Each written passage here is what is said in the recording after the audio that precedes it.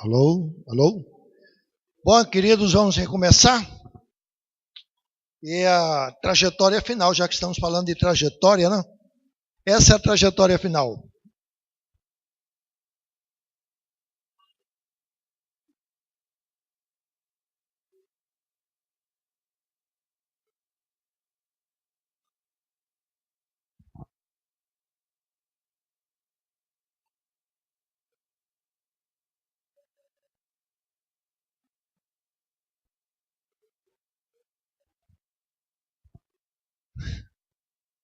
Bom, nessa última parte dessa trajetória, o efeito pêndulo que vamos agora adentrar é o do pentecostalismo e o movimento carismático, que naturalmente está na ala ou do lado das emoções, não é? Do lado das emoções. Não é justo passar pelo pentecostalismo sem dar uma olhadela em Charles Finney. Ele é autor de uma teologia sistemática que até hoje eu estou para descobrir onde é que tem teologia sistemática ali. Já começo emitindo um conceito, porque eu gosto de teologia sistemática, tenho praticamente todas as teologias sistemáticas em português na minha biblioteca e comprei de Charles Finney e eu disse, meu Deus, isso aqui é teologia sistemática? Não. Está ali o professor de Porto Velho, o nosso pastor daqui, professor, e sei não. Bom, mas deixa para lá. Para começar, Charles Finney nem tem formação teológica. Ele era advogado, não é? Passou por uma experiência religiosa, era presbiteriano. Isso aconteceu exatamente no segundo domingo de outubro de 1821. Ele sentiu uma chamada muito grande para orar em um lugar reservado, em um lugar deserto, e ele procurou em Nova York esse lugar, e então ele teve uma experiência estática da visitação do Espírito Santo, e em retornando, a vida dele e a perspectiva, a cosmovisão dele mudou em tudo, não é? Bom, vamos lá. Mas ele foi o homem que fez da faculdade de Oberlin, em Ohio, uma famosa escola de experimentos. Ele fez essa faculdade florescer. Foi lá que ele aplicou os métodos para promover conversão e avivamentos. Ele é de 1792 a 1875. E eu pensei assim comigo, poxa, já que eu vou entrar no pentecostalismo, acho que não pode passar por cima de uma pessoa que julgo eu ser um grande responsável pelo movimento pentecostal, um dos teóricos do movimento pentecostal. Ou seja, que lança as bases para o movimento pentecostal. Mas como vocês estão aqui me acompanhando desde ontem, vocês viram que manifestações pentecostais na igreja, no século II, com o movimento montanista, e a gente encontra aqui e acolá, em outros segmentos também, não é?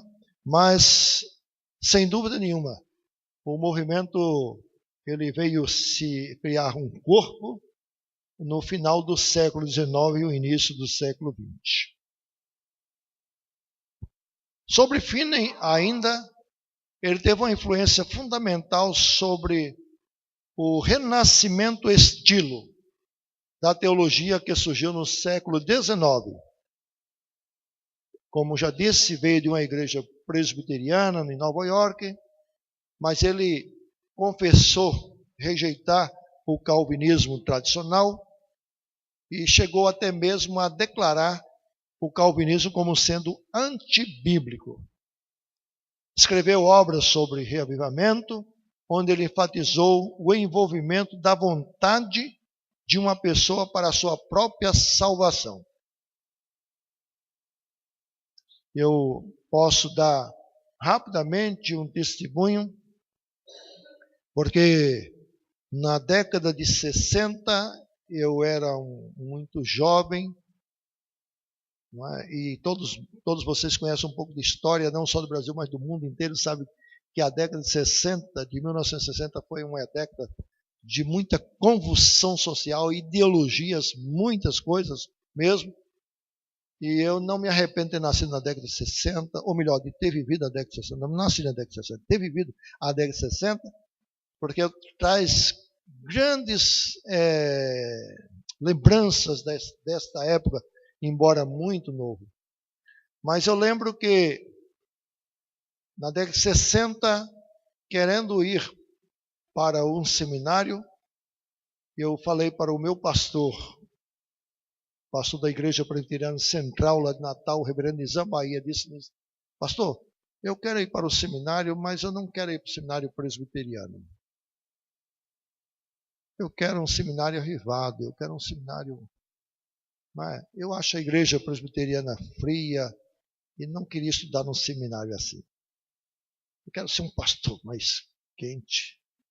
Então, havia surgido um seminário de renovação espiritual lá em Belo Horizonte. Vocês desculpem eu estar contando essa experiência aqui, me deu vontade de fazê-lo. De certo modo, eu estou dando minha cara a tapa, estou me expondo.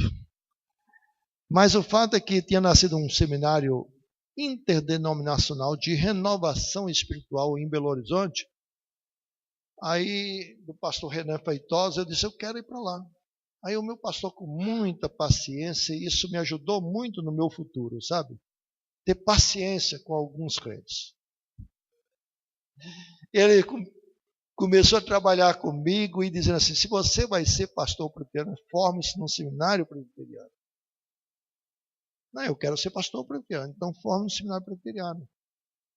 E se você acha que a igreja está muito fria, então vá ser um pastor para ajudar a igreja a aquecer a igreja. Enfim, ele, sintetizando a história, ele demoveu a ideia de eu estudar em outro seminário. Eu devo, mas devo muito mesmo a esse meu querido pastor. Graças a Deus. Graças a Deus, ele teve paciência comigo e eu pude fazer um curso de teologia no seminário presbiteriano de Recife, e foi muito bom para o meu futuro. Porque se eu não tivesse passado por algumas experiências que eu passei na adolescência, tá? Por causa do movimento de renovação espiritual que houve no Brasil, provavelmente eu iria passar por essas experiências posteriormente e provavelmente eu ia levar algumas pessoas comigo a sair da igreja presbiteriana, a quem sabe fundar outras igrejas e tudo mais. Graças a Deus, as experiências que eu passei foi antes disso. Está entendendo? Mas pense numa pessoa que, quando jovem, participava de congressos de renovação espiritual, de encontro de renovação espiritual, de entrar em carro e orar no monte para receber a bênção do Espírito Santo, e, sabe, de pregação fervorosa, e de oração, e de vontade mesmo de trabalhar. E naquela época, Charles Finney era para mim um grande, não chamo de um ídolo, mas eu admirava. Não conhecia, né, a teologia dele. Realmente. Aí eu admirava, mas eu passei por essa experiência. Bom, no livro Preleções sobre o Avivamento da Religião, de 1835, Finney explica: o avivamento não é um milagre e não depende de forma alguma de um milagre.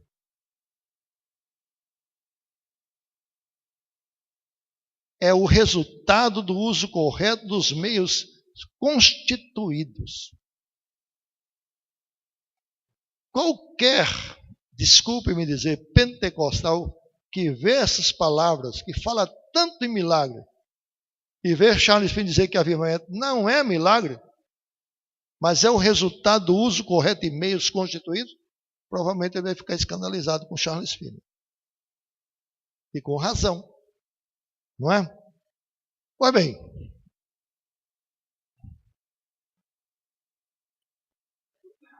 passando por Charles Finney, para não me demorar, que a hora está avançada, Dois eventos são destacados, de importante destaque, para o pentecostalismo moderno. Porque todos nós provavelmente sabemos que o pentecostalismo moderno nasceu no início do século XX, na passagem do século. E o primeiro evento a destacar é o evento acontecido em Topeka, no Kansas, exatamente no dia 31 de dezembro de 1900. Na escola bíblica Betel, que era popularmente conhecido como a escola da Torre de Pedra, liderado pelo pastor Charles Fox Parham. E naquele dia, naquela noite de passagem de ano, eles vinham estudando o livro de Atos dos Apóstolos, capítulo 2, e tiveram uma reunião de oração, e de repente, naquela reunião de oração, uma jovem estudante daquele instituto bíblico começou a falar em línguas estranhas. Isso causou uma certa admiração, e então foram perguntar para Parham o que está acontecendo, e ele então explicou que era um segundo Pentecostes, conforme está em Atos capítulo 2. Não é? Então, logo depois, a experiência passou também para um outro estudante do Instituto Bíblico, não é? E foi passando para outros, e Charles Parham, que já era muito influenciado pelo movimento Holiness, que estava acontecendo nos Estados Unidos, daqui a pouco falo sobre esse movimento, ele então passou a sair com grupos de estudantes, dando testemunho do que estava acontecendo em diversas cidades americanas, esparramando, portanto, as ideias de novo batismo, de uma nova vida, uma vida no Espírito, coisa dessa natureza assim. Tá bom? Então, este é o primeiro momento desse desenvolvimento do pentecostalismo moderno, essa experiência em Topeka, na passagem do ano de 1900 para 1901.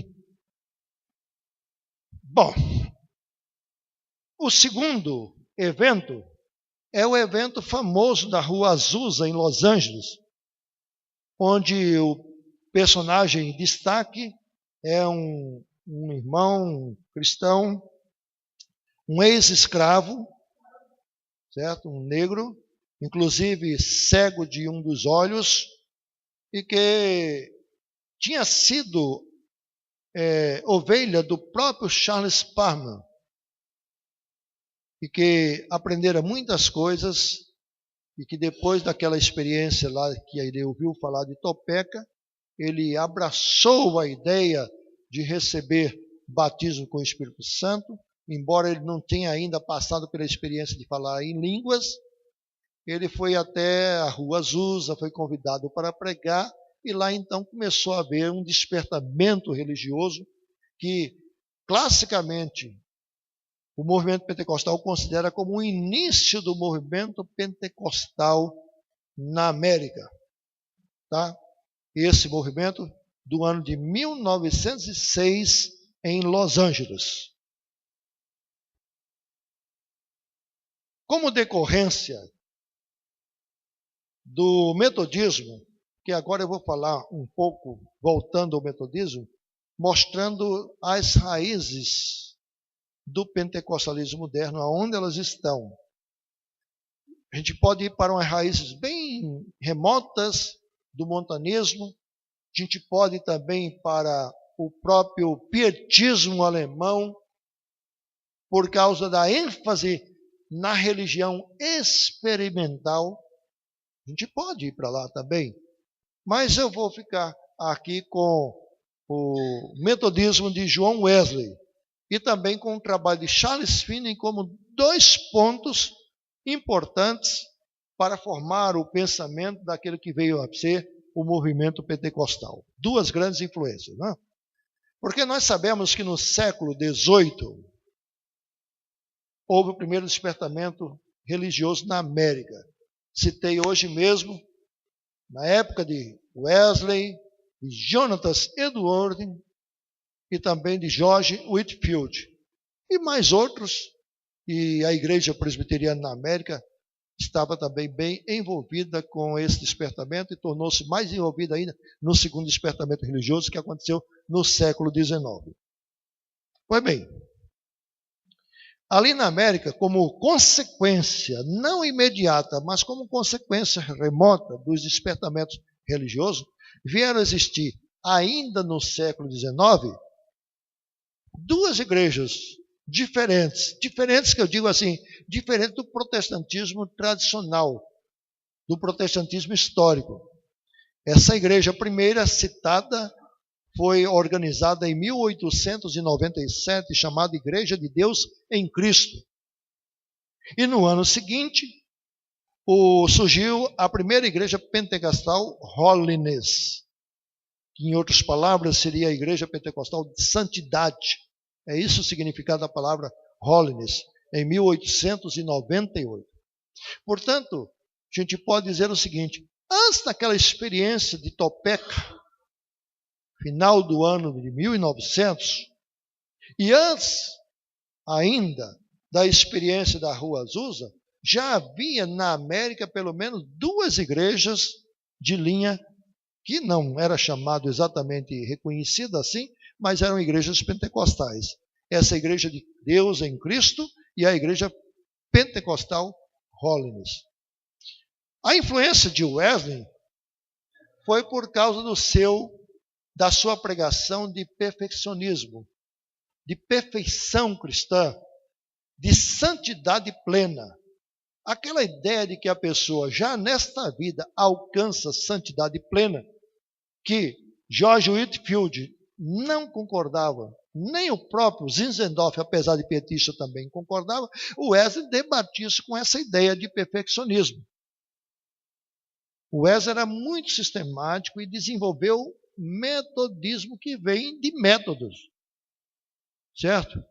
Então, através de métodos e de disciplina, de um esforço muito grande, o cristão pode alcançar alcançar a perfeição, já nesta vida, ainda nesta vida. Porque a perfeição do cristão, depois da ressurreição, é inequívoco. Ninguém tem dúvida, creio, sobre isso, né? Mas a Wesley pregava que nesta vida o sujeito podia atingir a perfeição. Então, isso desenvolveu-se também na América e nasceu grupos de santidade. E como decorrência desse grupo de santidade, surgiram essas duas igrejas aqui citadas ainda no final do século XIX, igrejas pentecostais nos Estados Unidos. A Igreja de Deus em Cristo e a Igreja Pentecostal Holiness. Agora, voltemos para Charles Parham e para William Seymour. Como disse, Charles Parham era um pastor metodista, era simpatizante do movimento Holiness e também pregava perfeição completa nesta vida. E quando foi pastor em Houston, no Texas, ele teve entre as ovelhas o próprio William Seymour. William Seymour. Mas diga-se passagem, William Seymour ouvia as pregações do lado de fora da igreja, porque ele não, como negro e ex-escravo, ele não podia adentrar no templo. O próprio pastor, no caso Parham, Charles Parham, era racista. Inclusive, era um apreciador de um grupo que era a desculpa a minha forma, me ajuda. No momento estou atrapalhado para dizer a palavra certa, não é? Cuscan, não é isso? Bom, vocês entenderam, graças a Deus. Tem algumas palavras que desde o meu tempo de criança tenho dificuldade de pronunciar. Treinando vai, mas às vezes a gente quer dizer e não consegue. Tá bom? Então é isso aí. Bom, o fato é que William Seymour, esse ex-ovelha de Parham e um negro ex-escravo, ele aprendeu muita coisa de Parham no sentido dos seus estudos bíblicos, de suas pregações, E ele ajudou a difundir as ideias de uma experiência religiosa que fosse uma experiência que resultasse num batismo, numa segunda experiência do cristão, um batismo com o Espírito Santo. Tá? Então esses dois foram divulgadores dessas ideias na América do Norte, nas primeiras décadas do século XX, tá? Difundindo por Topeka, Los Angeles, Chicago, movimentos grandes surgiram também em Chicago, e eles também chamavam esse movimento mais ou menos de chuvas do Pentecostes, ou as últimas chuvas do Pentecostes. Como nós sabemos, como consequência desse movimento, alguns vieram da América, tá? E fundaram igrejas no Brasil. Tá? Primeiro deles, saindo de Chicago, um imigrante italiano que saiu de Chicago, era de igreja presbiteriana em Chicago, e depois veio para o Brasil, chamado Luiz Francesco, 1866 a 1964, era oriundo da igreja presbiteriana. E ele chegou ao Brasil e, motivado pela pregação do Evangelho e também por esse movimento, que não era tão conhecido ainda como movimento pentecostal, mas era de batismo com o Espírito Santo, então ele iniciou uma igreja no Brasil. E os dois núcleos onde ele iniciou essa igreja no Brasil foi em Santo Antônio da Platina, no Paraná, e também na igreja presbiteriana do Brás, começou ali também, né? Na igreja presbiteriana do Brás. Como ele era presbiteriano lá em Chicago, e o Brás é um bairro de muitos italianos, consequentemente a igreja presbiteriana também o era. Nessa época, o Cavalhosa, que foi aluno do seminário de Santos, era o pastor da igreja, né? Apesar de já idoso, não estava presente na igreja, e ele, sendo um presbiteriano, foi convidado para pregar e aproveitou a oportunidade para pregar sobre a necessidade de vida santificada e a necessidade de receber o batismo com o Espírito Santo. Causou um celeuma na igreja presbiteriana e foi convidado a não pregar mais, a se retirar e não voltar mais, mas levou alguns simpatizantes, e com aquele grupo simpatizante ele começou uma igreja que depois recebe o nome de Congregação Cristã do Brasil, ali na região do Brás, em São Paulo, assim como já tinha começado também um núcleo no Paraná, que ele chegou naquela cidade de Santo Antônio da Platina, e uma mulher disse que tinha tido uma visão que ia chegar um mensageiro de Deus, e esse mensageiro foi aquele italiano, e blá blá blá. Então ele começou um trabalho e deu origem a essa igreja, não é? Que tem algumas coisas dentro vou chamar de teologia, mas dentro do pensamento teológico da Congregação Cristã do Brasil, tem algumas coisas que têm uma certa semelhança com o presbiterianismo. Tá? Tem algumas semelhanças.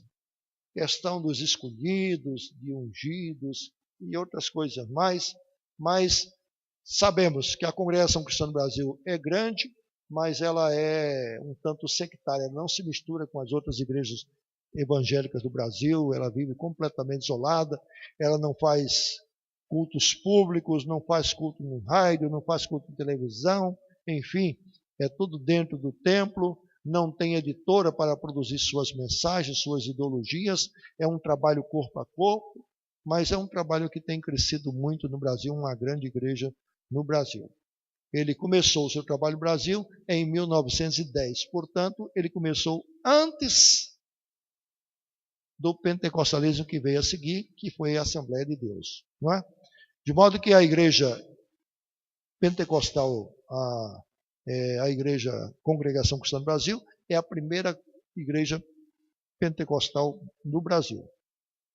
A segunda, no caso, é o movimento que deu origem à Assembleia de Deus, iniciado também por esses dois suecos, oriundos dos Estados Unidos, que tiveram uma revelação que deveriam ir para o Pará, para Belém, desculpe, mas não Belém da Judeia onde Jesus nasceu, e descobriram que tinha no Brasil uma cidade de nome Belém, e foram para lá, e eles tinham vindo à Igreja Batista, e se filiaram à Igreja Batista lá, ou procuraram abrigo na Igreja Batista de Belém, enfim, cercou-se de alguns discípulos, e foi pregar essa nova mensagem de batismo com o Espírito Santo, também não se deu bem no meio da igreja, foi convidado a sair, levou alguns membros, criou o Tabernáculo da Fé, e depois esse movimento foi crescendo, e deu origem a um outro nome, como tem hoje, chamado de Assembleia de Deus. Bom, esses foram os dois primeiros movimentos pentecostais no Brasil, que, como está nitidamente demonstrado, vieram dos Estados Unidos. Apesar de um ser italiano e outros serem suecos, vieram também de influência, passaram pelos Estados Unidos. Então veio dos Estados Unidos o movimento pentecostal, não é? As ênfases do movimento pentecostal da primeira onda, que é esse movimento pentecostal antigo, tá? As ênfases são as seguintes: batismo com o Espírito Santo como sendo a segunda bênção para o crente. Falar em línguas como sinal visível que recebeu esse batismo. Outra ênfase, a busca pelos outros dons espirituais. Não é? Inclusive profecias e tudo mais. E, por último, o pentecostalismo clássico ou antigo também deu uma ênfase a ascetismo nos usos e costumes, vida fervorosa para manter-se na bênção. Então, se quer se manter na bênção, então tem uma vida bem fervorosa e pratique os usos e costumes. Tá bom? Significa, todos nós sabemos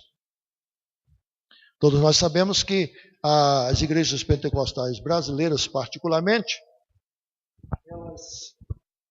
elas tinham essa característica muito forte. Crente não vai a cinema, crente não vai à praia, tomar banho de mar, pelo menos na hora que o pessoal está tomando banho, não vai a teatro, não joga futebol, mulher não se depila, não pinta cabelo, não corta cabelo, e, enfim, um monte de regras, de usos e costumes que caracterizou o pentecostalismo clássico, ou pentecostalismo histórico, se assim a gente pode dizer, aqui na vida do Brasil. Não só a Assembleia de Deus, mas as demais igrejas pentecostais sempre primaram por esses ascetismos, tá bom? E a ideia de sempre manter-se na bênção. Estou na bênção, e etc, etc. Pois bem, irmãos. Agora, quais são as ênfases do pentecostalismo, chamado por alguns historiadores de segunda onda? É o pentecostalismo, depois desse pentecostalismo primeiro, vindo posteriormente para o Brasil. Eles assimilaram todas aquelas ênfases do pentecostalismo anterior, pentecostalismo mais antigo, e acrescentaram uma ênfase muito forte na cura divina e nos milagres. Milagres de cura divina. Então essas são as igrejas como do Evangelho Quadrangular, tá? E outras que surgiram logo depois também no Brasil, como o Brasil para Cristo, Deus é Amor e etc. Formam um outro bloco de pentecostalismo estabelecido no Brasil. Bom, aí os historiadores, os que fazem o estudo da religião no Brasil, do crescimento do pentecostalismo no Brasil, eles falam também de uma terceira onda, ou um terceiro movimento, ou uma terceira investida pentecostal. E essa é a que recebeu o nome de neopentecostal, ou seja, um novo pentecostalismo. Então, o que é que distingue o antigo pentecostalismo do neopentecostalismo, do novo pentecostalismo? Qual é a marca? Quais são as distinções? Nesse lado azul, está aí para mostrar que quais eram as marcas do pentecostalismo primitivo e do segundo pentecostalismo que veio para o Brasil. Tá bom? No terceiro, ou melhor, desse outro lado vermelho, está mostrando o seguinte: o neopentecostalismo retirou do pentecostalismo clássico esse ascetismo de usos e costumes. O neopentecostal liberou. Não tem mais esse negócio de não pode isso, não pode aquilo outro, não pode também aquilo outro. Não. As irmãs fiquem tranquilas, pode ir para o seu salão de beleza, se pintar, cortar o cabelo, depilar e etc. E os irmãos podem ir para cinema, podem jogar bola, pode isso, bababá, e acabou com aqueles usos e costumes. Isso aí eles suprimiram do pentecostalismo antigo. E o que é que eles inseriram no pentecostalismo? E essas, portanto, são as marcas principais daquilo que a gente pode chamar de neopentecostalismo. Eles inseriram nas suas praxes, nas suas práticas, no seu modo operandi, vivendi, eles inseriram a confissão positiva. A confissão positiva. E inseriram a pregação da teologia da prosperidade material na terra, aqui e agora. Então eu faço questão de colocar essas palavras que estão em parênteses, na terra, aqui e agora, porque de um certo modo, eu também sou adepto da teologia da prosperidade. E eu acho que qualquer protestante consciente sabe disso. E o protestantismo, onde foi plantado, trouxe prosperidade para as nações. Há estudos sérios, sociológicos e históricos também, mostrando que as nações que abraçaram o protestantismo, elas se desenvolveram com muito mais rapidez e prosperaram política e economicamente do que as nações que permaneceram católicas romanas. Portanto, em tese, não há nada contra a prosperidade, não é verdade? Não há. Deus abençoa e o protestante consciente, que é servo de Deus, sabe que não pode dar trela para o ócio, para a preguiça, precisa trabalhar, precisa estudar, precisa conhecer mais a palavra de Deus, precisa progredir. Então esse lado é um lado bom da prosperidade. Mas o que fez a teologia da prosperidade como característica do neopentecostal não é esse tipo de prosperidade que já estava vivenciado no protestantismo clássico. Não é esse tipo. É um tipo de prosperidade de apego a coisas materiais, aplicando uma hermenêutica bíblica de que passagens da Bíblia devem ser aplicadas ao cristão aqui e agora. Eu vou, então, procurar explicar isso melhor, da seguinte maneira. Por exemplo, há muitas passagens da Bíblia, no Antigo Testamento principalmente, dizendo que onde o teu pé pisar, essa terra será tua e tudo mais, essa terra eu te darei, e você vai ser próspero e tudo mais. Há muitas, dezenas e dezenas de passagens bíblicas no Antigo Testamento falando sobre essa prosperidade, falando de que o justo vai ser o Senhor na terra, no sentido Senhor, não no sentido absoluto, mas vai habitar a terra, vai ser próspero, vai dominar e tudo mais. São profecias, meus amados, escatológicas. Porque, evidentemente, Deus não mudou o seu plano, Ele fez a terra para o homem. Deus fez a terra para o homem. A terra está estragada pelo pecado do homem, e tudo mais está danificado, tudo estragou, consequência do pecado. A depravação foi total. E não somente o homem, a natureza humana, mas até o cosmos também ressente desses danos da queda do homem, conforme a gente vê em Romanos capítulo 8. Mas a natureza geme aguardando o dia da sua restauração. Então Deus, próprio Deus, o homem, Jesus Cristo, nosso Senhor, Ele vai voltar à terra. É assim que diz a nossa fé, é assim que diz também um credo apostólico, de onde há de vir para julgar os vivos e os mortos. Jesus vindo à terra, ele vai restaurar a terra. O Salmo 37 diz: procurarás o ímpio e já não encontrarás o seu lugar, porque os ímpios serão exterminados. Não é exterminado no sentido pleno da palavra. Não há uma ideia de extinção da alma. Serão exterminados fisicamente da face da terra.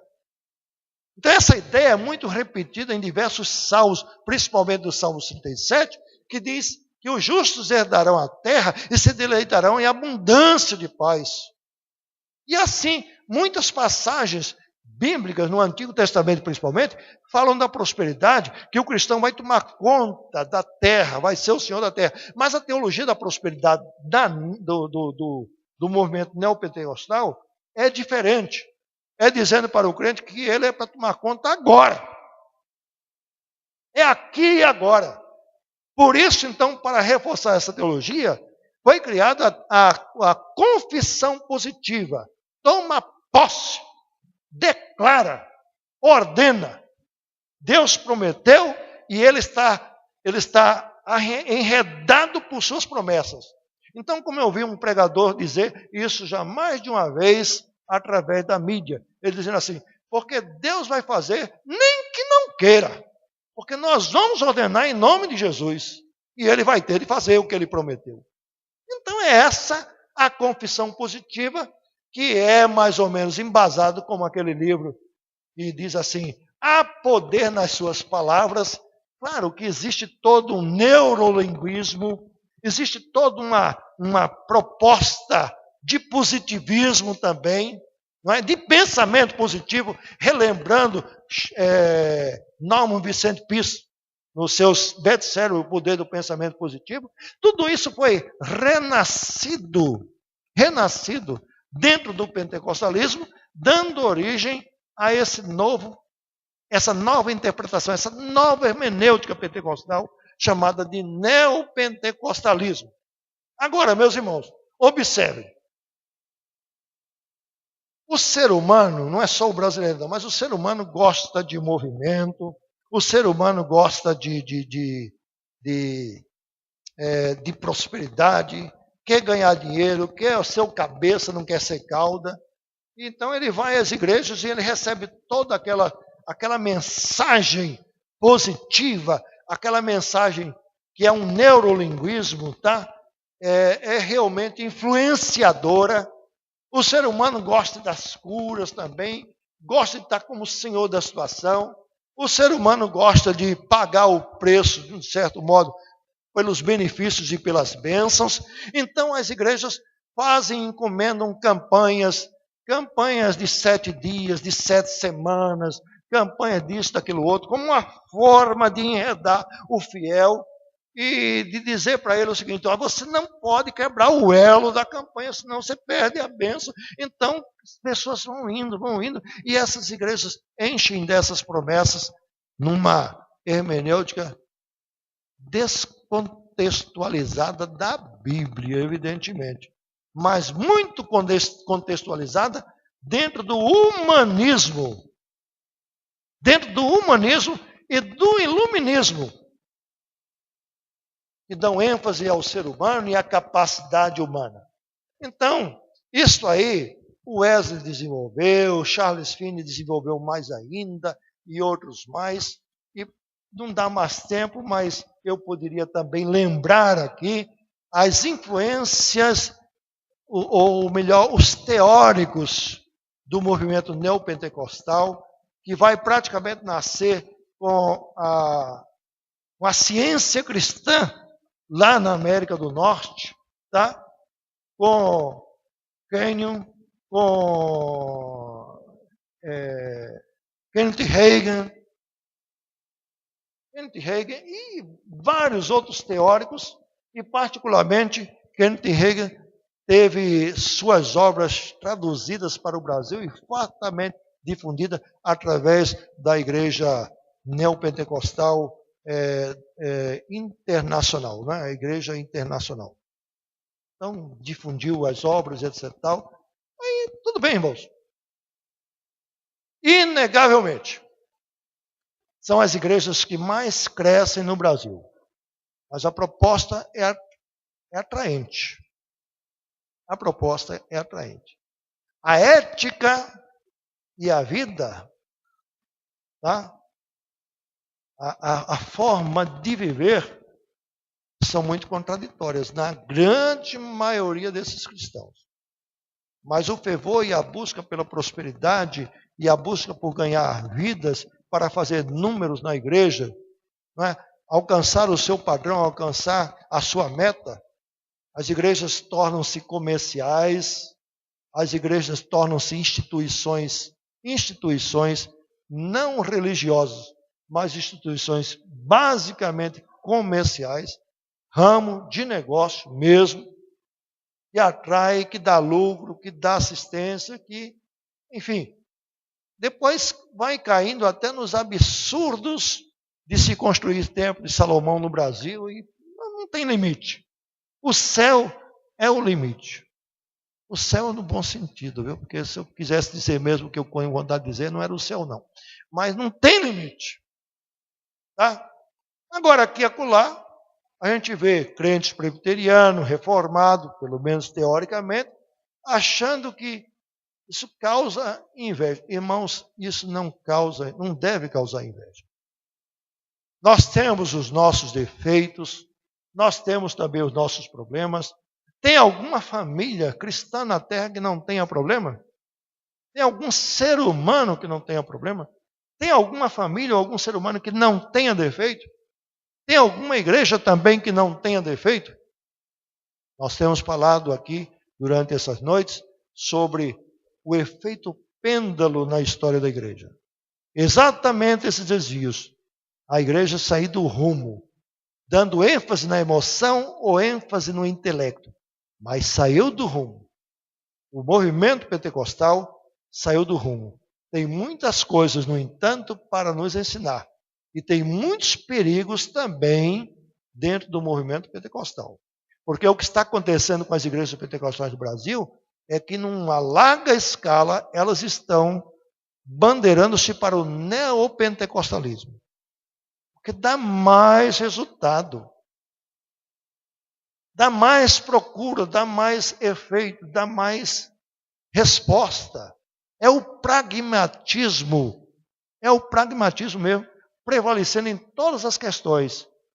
E, consequentemente, quando qualquer pregador, líder ou qualquer igreja se preocupa muito com os efeitos práticos das questões, normalmente tendem a abandonar a palavra, se apegando com o lado prático das questões, com o pragmatismo. Isso funciona? Funciona. Então vamos aplicar. Mas isso é bíblico? Aí é outro problema. Mas funciona? Vamos aplicar. Tem pastores presbiterianos também achando que isso é simples, e é comum, e é normal. Que quer ver a igreja crescer. Na teologia reformada, o crescimento vem de Deus. Apolo planta, ou Paulo planta, Apolo rega, mas o crescimento vem de Deus. Na teologia reformada, nossa teologia, a igreja não vai crescer mais do que porque a igreja é os eleitos. E Deus não vai aumentar nem o número dos eleitos, nem vai subtrair. Nós corremos outro risco também. Assim como os pentecostais têm alguns riscos de desvio, nós também podemos correr, e facilmente podemos correr esse risco. Não, Deus tem os eleitos, então deixa que eles venham. Não precisa procurar. Deus faz a obra, não precisa orar. Então, o calvinismo ou a teologia reformada mal entendida e mal interpretada pode causar muitos danos para a igreja presbiteriana e reformada. Isto é verdade. Isto é verdade. Mas não tem mesmo uma igreja perfeita na face da terra, não é verdade, irmão? Então, meus irmãos, eu fiz esse apanhado, esse aparato histórico, né? E vou agora concluir sobre uma pincelada rápida sobre o movimento carismático, né? Que teve a sua história no início dos anos 60, mas arregou ainda nos anos 50, de 1950, na Faculdade Notre Dame, nos Estados Unidos, né? Um grupo de jovens e líderes da igreja resolveram estudar o livro do David Wilkerson, A Cruz e o Punhal. E tornou-se um filme, foi um best-seller, muito difundido no mundo ocidental, no Brasil também muito. Então, lá fala das experiências de Nick Cruz, do próprio David Wilson, não é? De gente tirada do mundo das drogas, do mundo do crime, salvos por Cristo. Isso causou uma influência muito grande também no Brasil. Surgiram diversas instituições no Brasil inspiradas no movimento de David Wilson, mas isso também afetou a Igreja Católica, não é? Que depois de estudar aquele livro, foram estudando e percebendo que havia um batismo, uma bênção maior para aquele que crê. Então, buscando essa bênção, começaram a experimentar também o falar em línguas e daqui a pouco também começaram a crer e a pregoar as curas divinas e assim surgiu a renovação carismática, católica carismática. Que eu digo assim, sem medo de errar, a renovação católica carismática é o vigoroso braço da atual Igreja Católica Romana. A Igreja Católica Romana estaria em maus lençóis no sentido quantitativo se não fosse um movimento de renovação carismática católica. Porque os católicos que iam conhecendo a palavra de Deus e iam procurando um vigor espiritual, estavam desbandeirando, ainda estão, mas estavam assim, imigrando facilmente para as igrejas protestantes, principalmente as igrejas pentecostais. Então o movimento católico carismático deu uma freada nesse exílio, está entendendo? Agora, isso foi ajudado também quando em 1965 e 66 aconteceu o Segundo Concílio Vaticano, porque a Igreja Católica Romana abriu-se para a modernidade. A Igreja Católica Romana tinha os seus ditames, tinha os seus cânones tridentinos. Significa, a prática da Igreja Católica Romana era hermética, fechada, isolada, desde o Concílio de Trento, que foi o concílio da Contra-Reforma, desde 1546. Então, somente no Concílio Vaticano II, já no século XX, na segunda metade do século XX, é que a Igreja Católica Romana se abriu para a modernidade, porque antes não tinha espaço para nada diferente. O culto, a língua da Bíblia era o latim, as pessoas iam à missa e só viam o padre, mas não entendiam nada, e enfim, era todo aquele tipo de viver, de praticar a religião, de liturgia, sem vida. Então, o movimento carismático iniciado nos Estados Unidos influenciou o catolicismo ocidental de um modo tal que tem salvado o bloco católico romano de migrar para o protestantismo, principalmente para o pentecostalismo. Não é? E o Concílio Vaticano II considerou os protestantes pela primeira vez na história oficialmente de irmãos. Até então não eram. Até então não eram irmãos. Agora sim. Agora os protestantes são irmãos. Irmãos separados, mas são irmãos. Irmãos separados, mas são cristãos também. Não alongar muito, só dizendo a vocês que eles reconheceram algumas falhas da igreja, resolveram pedir perdão também à Igreja Ortodoxa Grega por erros acontecidos em 1054, nos Cafundó do Judas, de tempos atrás, mas a igreja realmente mudou de um modo extraordinário a partir do Vaticano II. Eu considero o Concílio Vaticano II o concílio reformador da Igreja Católica Romana. Tá? Bom, irmãos, a igreja e o movimento carismático pentecostal é o braço vigoroso do atual catolicismo romano. Tá bom? Como eles começaram assim a admitir o protestante, o evangélico como irmão, como também cristão, irmão separado, etc. Aí eles foram assimilando, copiando e começaram a fazer as suas adaptações. De modo que em muitos casos você entra numa igreja católica, num culto, parece que você está numa igreja evangélica, ou então liga às vezes um programa de televisão para ouvir um padre e parece que é um pastor e coisas semelhantes assim. Bom, queridos, Minha conclusão é retornar aonde comecei. Para teres o cuidado de fazer segundo toda a lei que meu servo Moisés te ordenou. Dela não te desvie, nem para a direita, nem para a esquerda, para que sejas bem-sucedido por onde quer que andares. Este é o caminho. Tá? Seguramente a Bíblia, a palavra de Deus, foi dada por Deus para o seu povo, a sua igreja. É a regra de fé, e tem de ser a regra de fé e prática do cristão. Você pode gostar de muitos pensadores, entre eles João Calvino. Você pode assinar, tá, a confissão de fé do Westminster, mas não tem obra de Calvino, não tem confissão de fé nenhuma na face da terra que seja a palavra de Deus. Ela, a palavra de Deus, é a regra de fé do cristão. E o que Deus tem para mim, para você, para nós, para a igreja, Deus já revelou através de sua palavra. Não se afaste da palavra. Não permita que sua vida, que a sua igreja se desvie da palavra. Porque este é o caminho. Não te desvie nem para a direita, nem para a esquerda. Deus abençoe. Amém.